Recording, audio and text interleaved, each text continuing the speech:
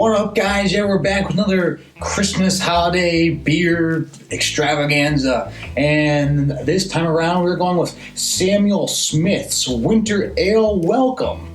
It is their 2019/2020 edition. It is the 30th Winter Welcome Party edition.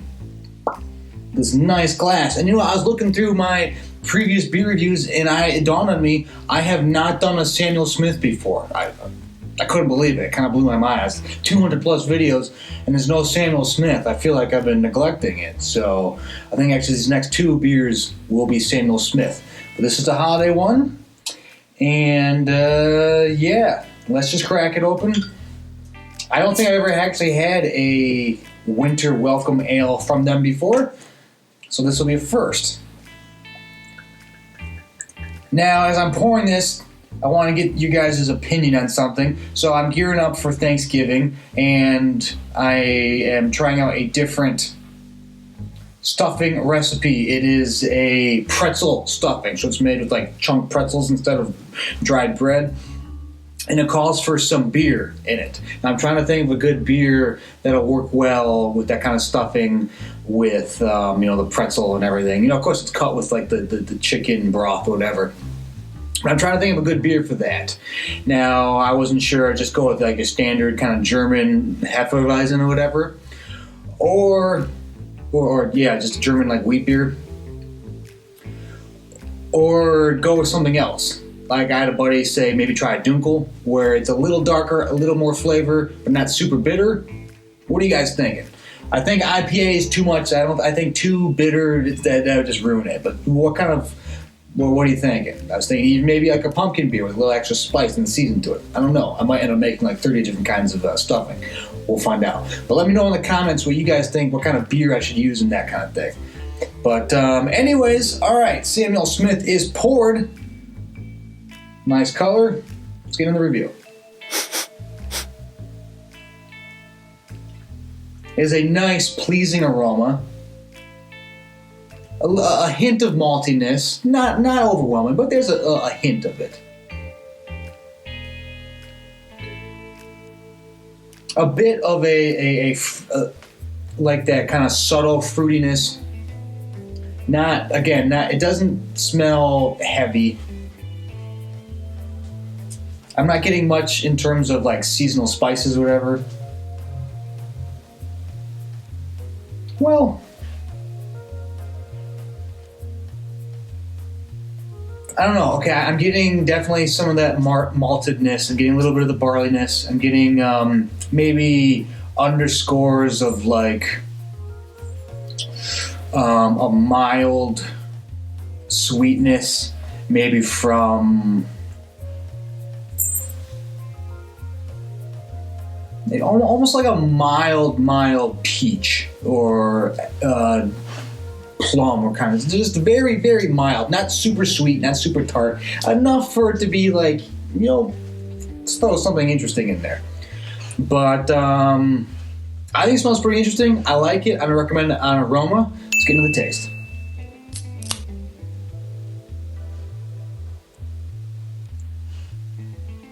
Oh, wow. That definitely has a sweetness to it. Much sweeter than I thought. Not tart, but that was.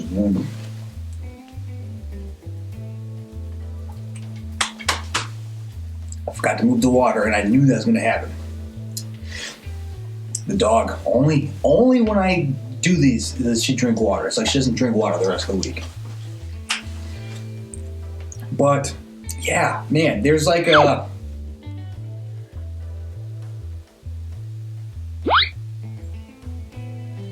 bit of a toasted maltiness. There's some of that there, but there is definitely a very almost a hint of tart sweetness, almost like I think a subtle peach might work, almost like have you ever had one of those like white grape peach like juice mixtures? It's got a bit of that kind of that peachiness to it, where there's a hint of tart, just a little bit, but not like it doesn't make you pucker or anything. It's just enough to let you know it's there, and yet make it interesting. Like this is.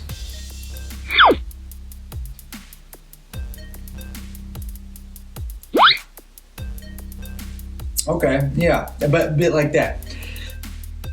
I don't get like what, at least what I think of as like the winter spices. You know, like nutmeg, cinnamon, Old Spice, ginger, those kind of things. I'm not really getting any of that, but it does kind of taste like that, a bit of that sweetened white wine that maybe your parents drank around the holidays, and maybe you kind of, you know, snuck a sip or whatever when you were a kid. It's got a bit of that in it, almost like it almost has like you took like a dry Riesling or something like that.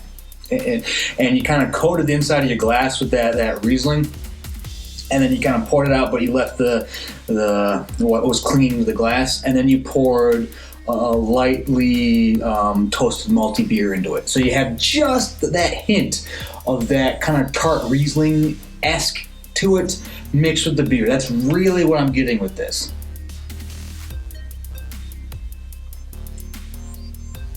So I think it's very interesting. It's not what I was expecting for like a winter kind of thing, but I could see how you might want to tuck it into that like that kind of seasonal thing. I could see that a bit.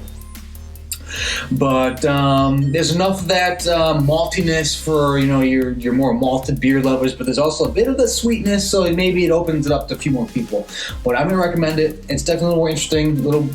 I didn't know what to expect. Wasn't this, but I like it, so I'm going to recommend that. Next category is value for price, and I don't think this was any more costly than your normal Samuel Smith. Of course, Samuel Smith, it costs more than most of your standard British imports, but Samuel Smith is one of those beers that you know you're going to get a quality beer no matter what it is. You're buying it, you know it's going to be good, and I mean, it might not always blow your mind good, but there's like a solid, like the floor of the beer is always going to be higher than most other brands. You just know it's going to be good. They're not going to get super crazy with flavors. It's very nice traditional beer, but you're going to pay a little more for it. So it depends. I don't remember because, you know, sometimes they have the smaller options. They're actually getting into a few more cans now, and you have these larger bottles, which is 1 pint and 2.7 fluid ounces. So not quite 2 full beers, but or is the British is an imperial pint 20 ounces? I don't remember. I don't think it says the actual full. I don't know, 550 milliliters, so whatever that is in ounces. But so you're gonna pay more really for more than a lot of the imports. This is more along the lines of almost like a smaller German or Belgian import that isn't, you know, tagged, that hasn't aligned itself with a larger company to import it. So you're paying a little more for it. But honestly, it's a nice tasting beer. You're probably not going to stock up on Samuel Smiths, but I think it's a fair price for what you're getting. It is definitely better than a lot of the imports you're going to be buying. So yeah, I'll recommend it for value for price. I think what you're paying is fair for what you're getting. Especially when you know that it's at least going to taste good. At least good to great, if not better than that. So you're not really rolling the dice when you're buying a Sam Smith. So I'll recommend it for that. Next category is distinction, and yes, I'm not really sure what kind of beer it's. I mean, it's just a winter ale. It doesn't really say anything else about what the real style it is, but just a British winter ale. So I guess you're not really sure what exactly to expect. But I think at least you could probably tell by my reaction, I was not expecting what it tasted like, and it's a good thing. It's not like well, I don't know about that kind of thing. It is a welcomed taste difference. And while I'm still looking for that perfect holiday beer with all the winter spices that I like, this isn't it, but it has a different kind of taste to it. And it has a nice introduced sweetness to it that isn't overpowering, and it kind of pairs very well with the beer. And I also feel like this is a beer that you could kind of just drink throughout a Christmas party or holiday party. You could drink it with any meal. It kind of feels like it, because it has that toasted maltiness and the sweetness. It feels like it can pair with a lot of things. So this is almost like your all-around great beer. So I'm going to recommend that distinction. There's enough of that sweetness element to make it distinct from other holiday beers you're going to be trying. All right, next category is drinkability.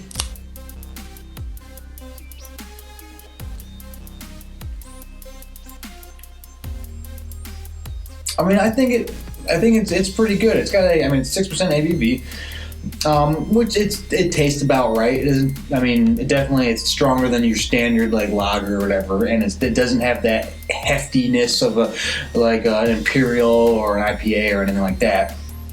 So it drinks about what you expect for a 6% ABV, and I mean, you're not taking up like a pull of it and getting like a scrunched face because it's just too bitter or too something or whatever. You could drink this at a comfortable level just fine.